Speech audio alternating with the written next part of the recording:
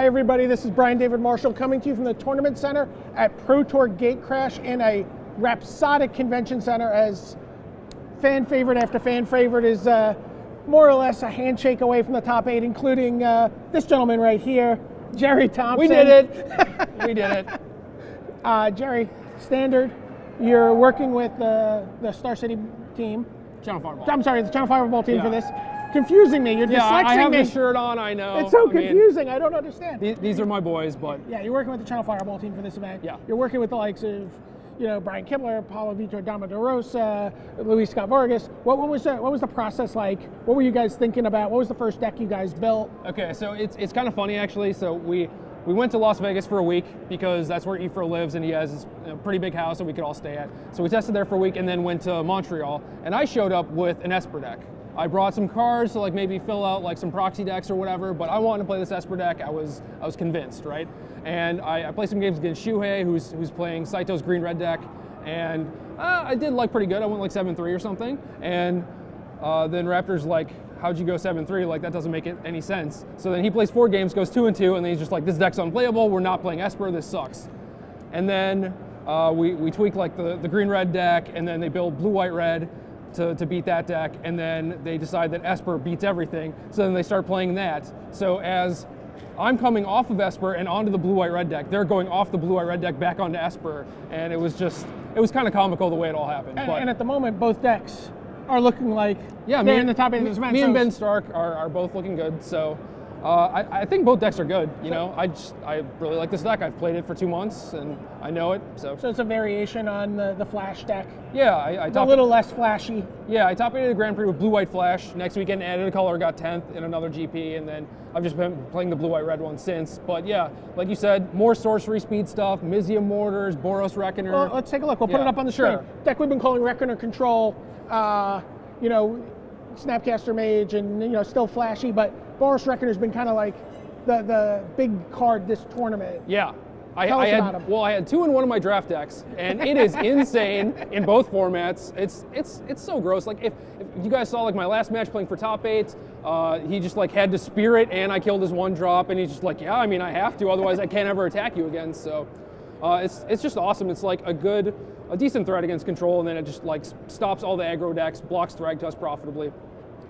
So basically the 4 cards we have here is a combo kill, if you would. It is. So I used to play Runeshanner's Pike to get in huge 10-point swings to just close the game out, but now I don't have to play that anymore, which is awesome because I hated that card. It was so bad drawing it in your opener against aggressive decks or whatever. Now we have Harvest Pyre, which either deals them 20 or kills a Thundermaw Hellkite. Wait.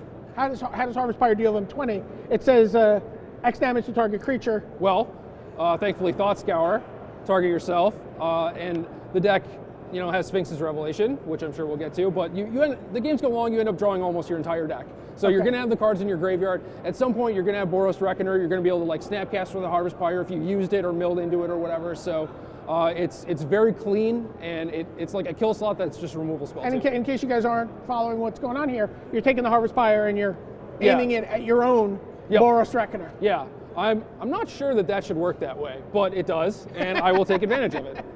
Okay, let's take a look at some more of the cards. You mentioned a bunch of these cards. Why don't we work right to left here? What's going on with Azorius Charm? That seemed like an amazing card for you every time I watched you play it. It's unfair.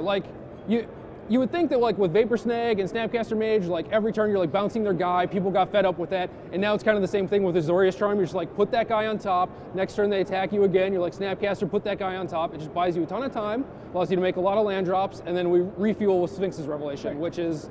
But going back to the Trump for a second, that's more even better, a Vapor Snag in a sort of just blank board where you're both top decking. It does nothing. This cycles...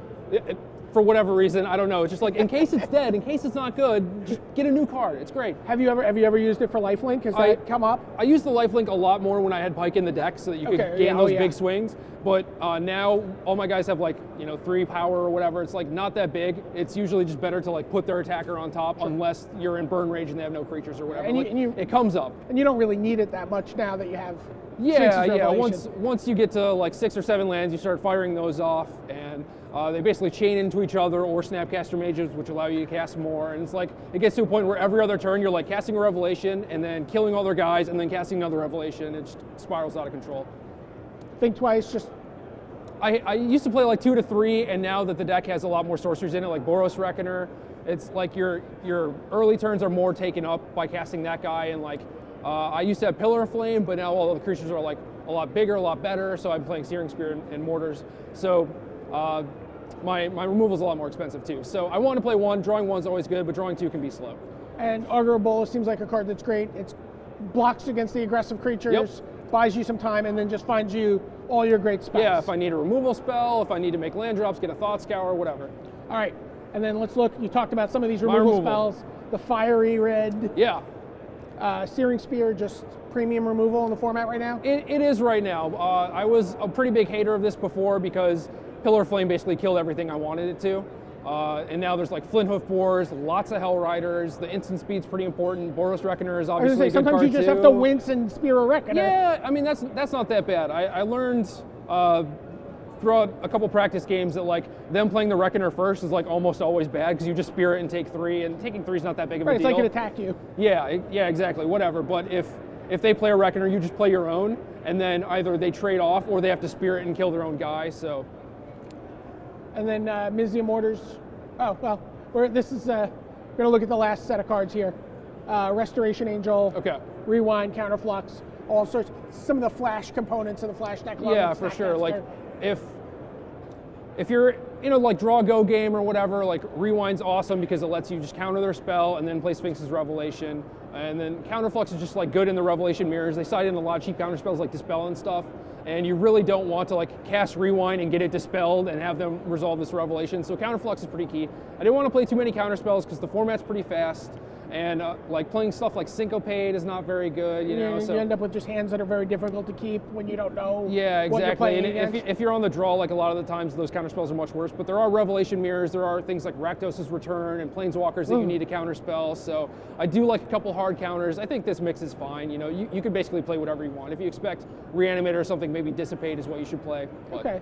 Restoration Angel still awesome. good after all this year. Yeah, Angel, it kind of like came full circle where like Angel was not that good, and now it's back to being good because Tomohiro Saito kept posting like these insane like Flinthoof Boar decks, and so that's why Channel Fireball initially got on Blue White Red, was because of this, and they're like, oh, we get to play Reckoner too, this is perfect. But How frustrating was that, having a deck builder of the caliber of Tomohiro Saito dropping bombs from the sky? It was sick. On like, the metagame. Ifro ended up playing a very similar deck to his like Gyre Sage Naya deck.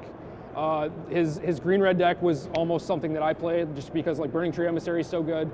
But I feel more comfortable with this. But yeah, it was crazy. You never know like what's going to happen if Saito's like posting on Twitter.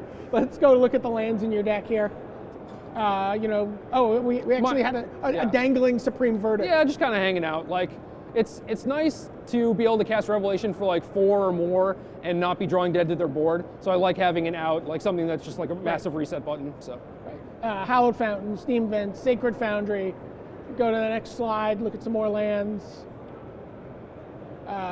Clifftop Retreat, Sulphur Falls, Glacial Fortress, just every permutation you can of white, red, blue lands. But something that's kind of unusual about your deck is actually on the next slide. And I haven't seen a lot of this in these kind of like control decks. They just max out on duels? I'm just seeing a ton of decks maxed out on dual lands, all sorts of stuff. You're actually, I mean, you've talked about Ghost Quarter a lot over as long as it's been around. Yeah. It's a card you obviously have an affinity for. Are you thinking about Ghost Quarter when you're putting these basic lands in your deck? I also don't want to take a bunch of damage for each of my land drops. Like I'm only playing 10 of the Ravnica duels, and I think that's probably the right number. Like my mana was pretty good all day, but as you guys may have seen in my feature match playing for top 8, in game 2 I had to take 6 to 8 damage from my lands because I didn't draw like enough basics, enough core set duels. So there's like risk and reward. You have to balance it out. While you're doing that, let's take a just quick look at the sideboard that we're going to be seeing tomorrow. Jace Memory Adept, Negate, Dispel, Essence Scatter, and then the last slide.